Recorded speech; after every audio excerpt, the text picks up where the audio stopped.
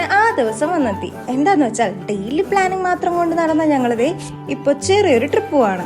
ആദ്യം ഞങ്ങൾ പോയത് വട്ടായി വാട്ടർഫോൾസ് കാണാനാണ്. എല്ലാവരും എൻ്റെ വീട്ടിൽ വന്ന് ഫുഡൊക്കെ തട്ടിയിട്ടാണ് ഒരു ഉച്ച സമയത്ത് ഞങ്ങൾ ഇറങ്ങി. അങ്ങനെ ഞങ്ങൾ അവിടെ എത്തി.